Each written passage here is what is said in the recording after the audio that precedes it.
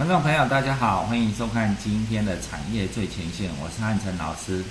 大盘今天算表现得还不错，只是呈现小跌而已哦。那以收盘的一个位置，只是小跌个20点，可是我们可以看得到说今天在尾盘的时候，也还是往上去做一个拉升，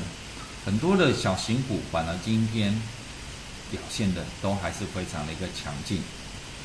最主要一个原因就是在于说，现在大户回笼的一个情况之下，其实这些中小型的成长股还是会成为他们主要的一个标的。加上过去这几天台币是升值的，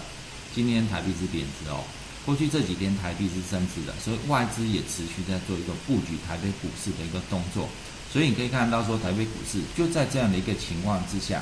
它就呈现在高档的一个震荡。高档震荡，外资在买，内资又有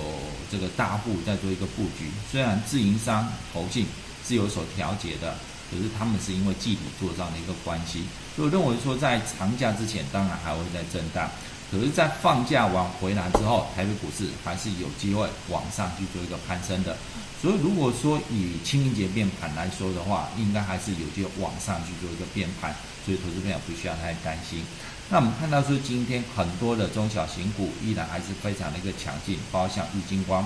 晶光来讲，尾盘拉升到涨停板，股价也在创下波段的一个新高。可是如果说以这个指标来看的话，它是呈现背离的，所以这类的股票当然不需要去做一个追价。那其他的尾盘比较强劲的，也包括像这个所谓的低档上来的，像成名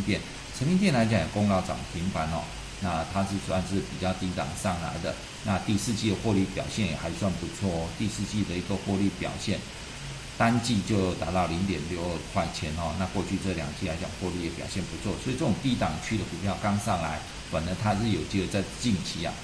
比较好的一个表现，甚至像飞鸿的一个情况也是一样，飞鸿也是算是低档区又再上来往上攀升的一个股票。同样的，你可以看得到说，它第四季的获利表现也是不错的，单季0.51块钱，跟第三季的赔了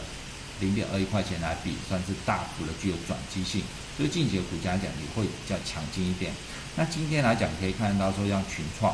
创来讲的话，股价非常的一个强，尤其是在于所谓今天报章杂志提到的，它第一季获利还有机会来到160亿元哦。那这边下普也给它保证一个出货量，还有保证的一个价格，所以在这样的一个情况之下，股价又位处于低位阶，它就比较有机会表现。这就是我们近期在提到的低位阶的股票，反而它的风险性会比较低。低位阶的股票，它后市涨升的力道也会比较大，所以你可以在这方面去寻找好的股票去做一个布局，反而风险性低，然后获利就会增加的一个情况下，这类股票来讲，当然就是现在盘面上需要去做寻找的。另外也可以看得到说，像大中来讲是之前的一个强势股，那强势股来讲，经过震荡压回之后，再往上去做一个推升走高，这是近期具有题材的，也就是昨天跟大家提到的具有题材的股票，然后它可以持续再往上推升，甚至再创下波段的一个新高。其实不只是大中，你看统兴昨天是杀到跌停板的哦，可是今天来讲就攻到涨停板，开高之后震荡走高，尾盘还是守住涨停板，因为它具有业绩的一个题材，所以这类股票在压回之后还是有机会往上去做一个推升。甚至像新巨科也是一样，新巨科来讲的话，也是今天在往上去做一个攀升走高，它也是经过一波的一个回档修正之后，再往上去做一个推升的。所以近期如果说你要比较保有比较可以获利的一个角度，以这方面，一个就是低位接的，一个就是具有题材的股票，在压回来之后寻找好的买点去做切入，这2个方向肯定可以让你赚到钱。所以在我们近期的操作里面，都是寻找这样的一个方向来做一个布局。那以这个礼拜来看，礼拜五早上一早开盘之前，我们有跟伟如的一个上伟如的节目哦。那上伟如的这个节目早盘节目，我觉得非常的不错，效果非常的好，有就去介绍到我们手中的股票，让大家知道。那股价来讲呢，就会比较强劲一点，我们当然就可以赚到钱哦。当然就是事先卡位这样的一个观念。所以如果说你还不是我们的会员的，你如果想要稳稳的赚，那当然就是要请你赶快跟上我们的脚步哦。除了礼拜五之外，礼拜五早上之外，礼拜五晚上又有前线百分百，然后下个礼拜二晚上又有股市现场，礼拜三就开盘，就是放假回来开盘的一个时间。所以这几个节目来讲的话，我们都会安排，我们都会去解释，去介绍我们手中这种低档、